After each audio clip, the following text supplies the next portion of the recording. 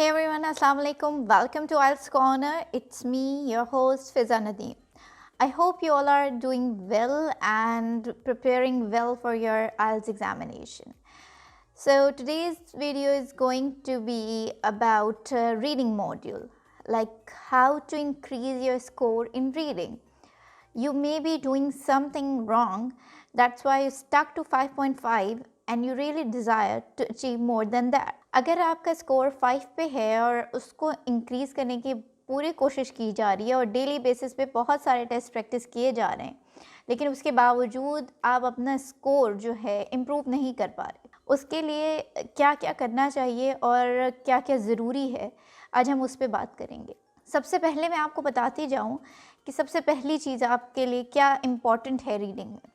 Reading में सबसे ज़्यादा इम्पॉर्टेंट चीज़ है कि आपकी स्पीड कितनी है रीडिंग की, आपने उसको इम्प्रूव करना है। तो उसका सबसे पहला और बेहतरीन तरीका जो मैं आपको बताने जा रही हूँ वो ये है कि आप अपनी रीडिंग स्किल्स बिल्ड करें, ठीक है ना। उसके लिए आपको ये नहीं है कि आप न्यूज़पेपर पढ़ना शुरू कर दें, वो जो कि बहुत अच्छा तरीका है, बट इवेंचुअली फिर आपको फॉर्मेट आइल्स का अंडरस्टैंड करना पड़ेगा अलग से।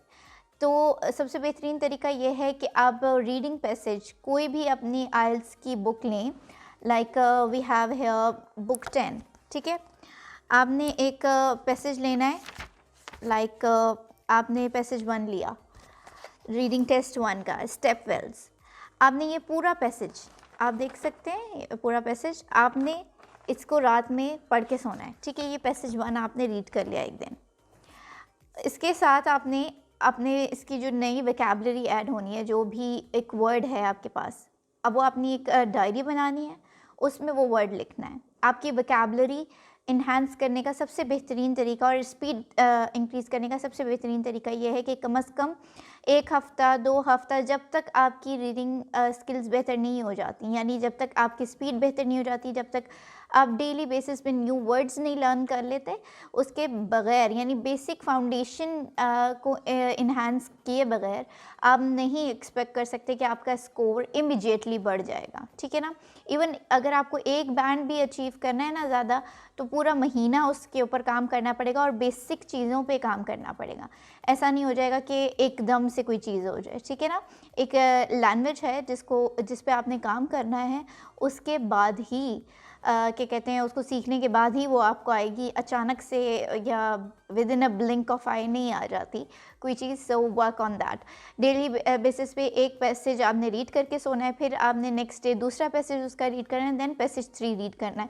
पूरा एक टेस्ट आपका कंप्लीट हो जाएगा 3 दिन के अंदर। इसी तरह फिर आपने नेक्स्ट ले लेना है, सारी बुक कंप्लीट कर लेनी है जितने भी टेस्ट हैं, लेकिन एक पैसेज डेली पढ़ते रहना है, उसमें वोकैबुलरी अंडरलाइन करनी है, नए वर्ड्स लिखने हैं, उनके सिनोनिम फाइंड आउट करने हैं, उनके एंटोनिम्स फाइंड आउट करें, ताकि आपकी वोकैबुलरी बढ़े। राइटिंग के लिए भी, लिसनिंग, रीडिंग, सब में आपको ये हेल्प करेगी इवेंचुअली, और ऑब्वियसली आपकी स्पीकिंग भी बेहतर होगी, because eventually they are all linked, ठीक है ना। उसके बाद दूसरे जो तरीका क्या है कि आपने फॉर्मेट को भी अंडरस्टैंड करना है साथ साथ, और आपको ऑब्वियसली क्वेश्चन टाइप्स भी सीखने हैं।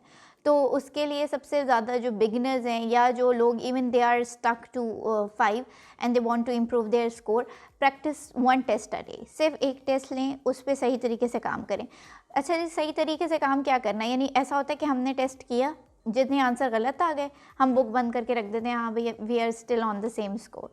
नहीं जी, ऐसे स्कोर नहीं बढ़ने वाला।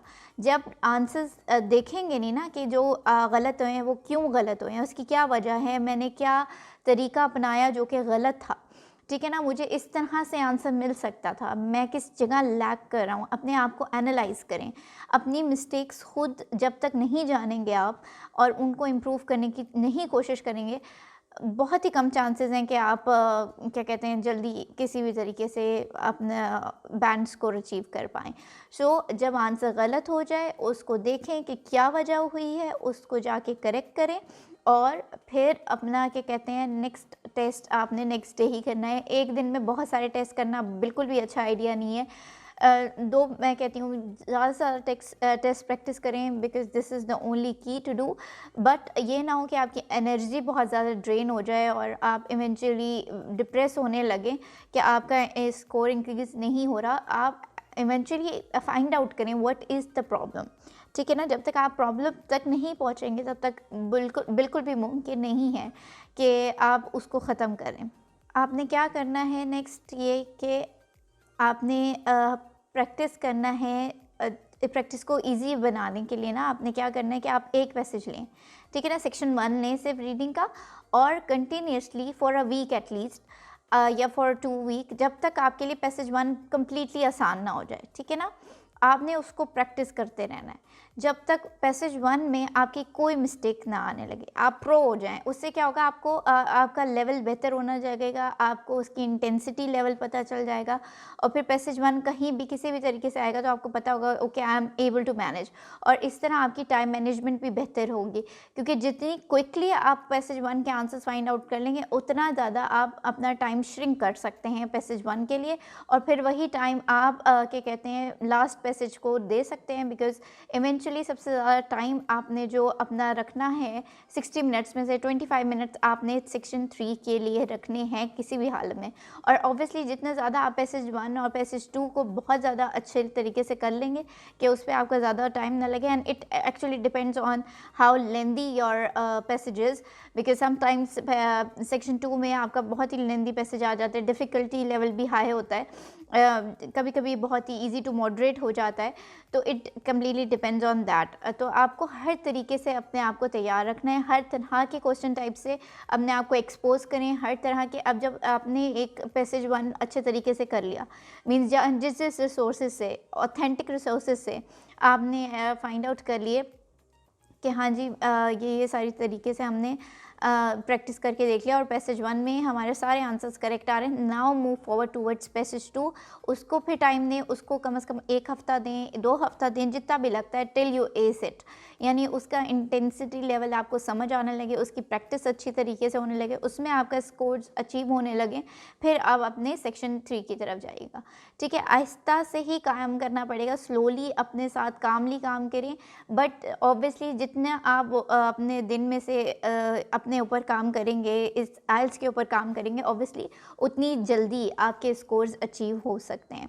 सो आई बिलीव कि कहते हैं आपको ये पूरी वीडियो बहुत ही हेल्पफुल साबित होगी आपके लिए, आपकी वोकैबुलरी इन्हांस करने पे सबसे ज़्यादा ध्यान दें ताकि आपकी रीडिंग जो है बेहतरीन हो सके।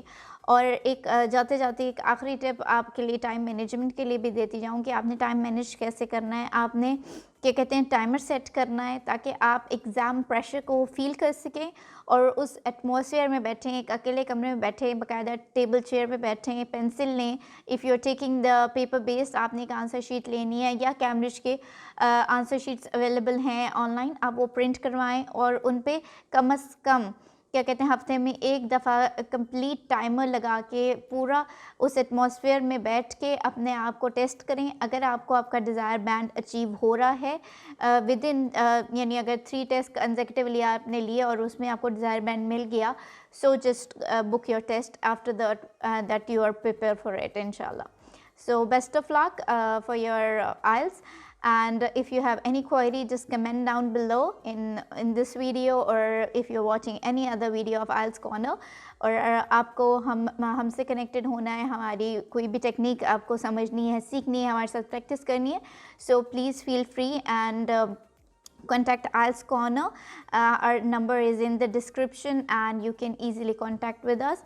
Take the online session and I guarantee you it's fruitful for you. So till then, till we meet in another video, take care. Allah Hafiz.